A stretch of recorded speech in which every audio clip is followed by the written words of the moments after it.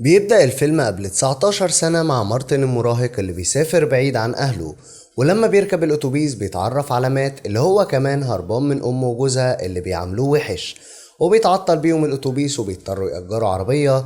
وفي الطريق بتفرقع عجلة منهم، ولما بينزلوا يصلحوها بيقول مارتن لمات احنا تقريبا نفس السن والطول، وبيزقوا قدام عربية على الطريق وبيموت، وبتتقلب العربية وبيموت اللي فيها، وبياخد محفظة مات وبيمشي.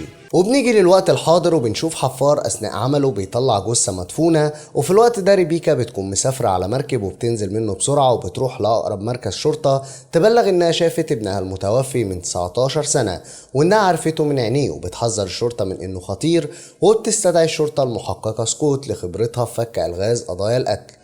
وبيكون جوزيف المسؤول عن التحقيق زعلان لانهم جابوا حد تاني معاه، واللي بيدور على سكوت وبيلاقيها في مسرح الجريمة، واللي بتقول لهم ان القاتل خطط للجريمة دي وكان مجهز الحفرة اللي هيدفن فيها الضحية لانها على مقاس الجثة بالظبط، وان القاتل كان مقرر انكم توصلوا للجثة. واثناء البحث عن القاتل في الجريمة دي بتحصل جريمة قتل مشابهة، لكن المرة دي بيكون فيها شاهد وهو جيمس، واللي بيحكي لهم عن اللي حصل وبيرسم لهم شكل القاتل.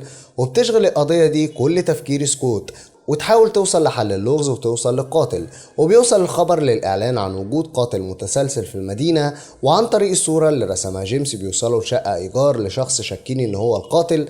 ولما بيدخلوا الشقة بتكون فاضية، وبتكتشف سكوت في سقف الأوضة كيس فيه صباع مقطوع وجثة، وبيكون جيمس مشغول في لوحاته وبياخد راحة وبيروح بار، وهناك بيقابل سكوت وبيعزمها على معرضه، وهي بتسأله أكتر عن التفاصيل اللي شافها وقت الحادث، وبتديله رقم موبايلها وبتقوله ده عشان لو افتكرت أي حاجة. وبتعرف سكوت حكاية ريبيكا وبتشك ان القاتل يكون ابنها مارتن، ولما بتروح لها تديها الصورة اللي رسمها جيمس وبتقول لها ريبيكا ممكن يكون هو، وبتحكي لها انها لما شافته على المركب كان بدقنه لابس طاقية وبيلعب في ودانه، ودي حركة عصبية من وهو صغير بيعملها، بس شافت عينيه واللي مستحيل تغلط فيها. ولما بتسألها سكوت من 19 سنة هي اتعرفت على جثته ساعتها، بترد ان وقتها الموضوع كان صعب عليها وشافت اجزاء منه مش جثة كاملة. وبتعرف سكوت من ريبيكا ان مارتن كان ليه اخ توأم متوفى، ومن بعدها مارتن كان عريف جدا وسرق مجوهرات ريبيكا وفلوسها وهرب.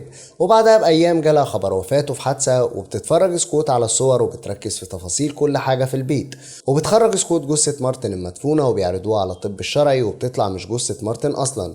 وبياخدوا ريبيكا في مكان آمن لأنها كده بقت في خطر، وبتكون سكوت شاكة في ريبيكا إنها بتخفي حاجة عنهم. وبتروح سكوت البيت وهو فاضي وبتلاقي فعلا الباب اللي بينزل على القبو، وفي أوضة لما بتدخلها بيهجم عليها شخص وبيهرب من غير ما تشوفه.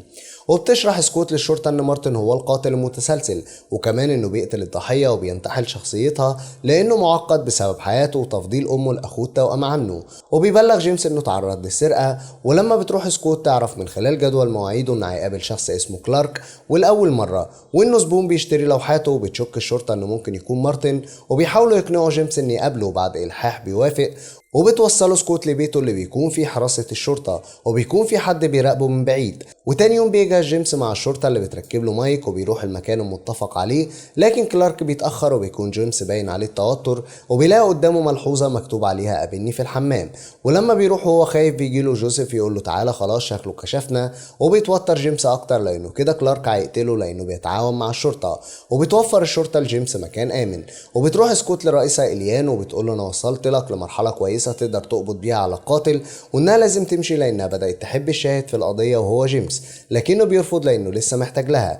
بيجي ميعاد افتتاح معرض جيمس وبيكون مليان شرطة، وبيظهر الشخص اللي بيراقبه بيحاول يقرب من جيمس، لكن الشرطة بتتدخل ولما بيهرب منهم بيطاردوه، لكنه بينجح انه يهرب وسط الزحمة. وبتتوقع الشرطة ان الخطوة الجاية للقاتل انه يكمل مهمته ويقتل جيمس، وبيحجزوا له طيران لمدينة تانية، وبيكون في حراسة ضابط مستنيه بره البيت، بس بيكون الشخص اللي بيراقبه جوه البيت.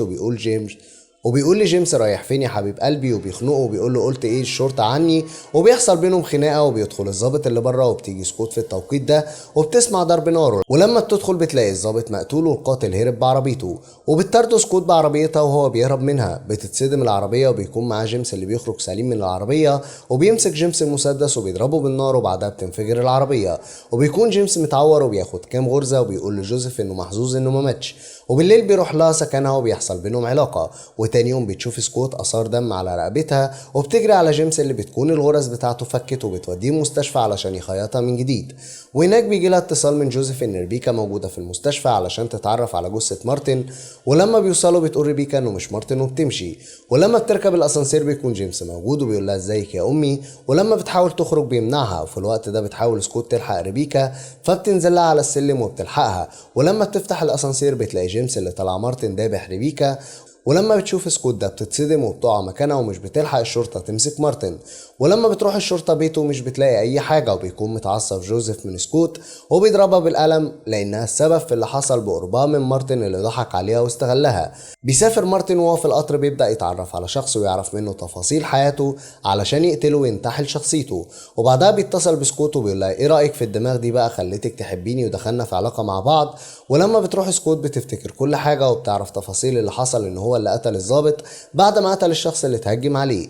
وبتتضايق سكوت من نفسها اكتر وبرغم تتبع الشرطة لمارتن الا انهم بيفشلوا انهم يوصلوا له. وبيقرر مكتب التحقيقات رفض سكوت لانها متسببة في كل اللي حصل برغم امكانياتها. وبتبعد سكوت وبتقرر تبدأ حياة جديدة خصوصا لما بتعرف انها حامل. وبعد 7 شهور وهي عايشة في كل هدوء لوحدها بتلاقي مارتن في وشها. ولما بتحاول تهرب بيمسكها وبيطمنها وبيقول لها انا كنت مراقبك ولما عرفت انك حامل في توأم رجعت ليكي نبدأ حياة جديدة بيهم ونربيهم في سعادة ونشوفهم وهم بيكبروا.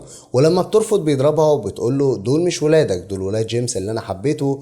فبيضربها اكتر وبيقول لها ولاد مين. فبتقول له ولادك. فبيطلع سلك من جيبه وبيقول لها ما تخافيش يا حبيبتي انا مش هقتلك انا هخليكي يغمى عليكي بس. وبتمسك سكوت سكينه وبتهدده بيها لكنه بيمسكها منها وبيضربها في بطنها لكنه بيتفاجئ بانها بتخرجها وبتضربه في صدره بيها وبتطلع بطنها مزيفه وبتقول له ايه رايك انت بقى في ذكائي كل حاجه شفتها كانت بمزاجي علشان توصل لهنا. وبتكون دي كانت لعبه من الشرطه الفيدراليه علشان يوقعوا مارتن وبتبلغهم سكوت ان المهمه انتهت المره دي بجد وبيخلص فيلمنا لحد هنا.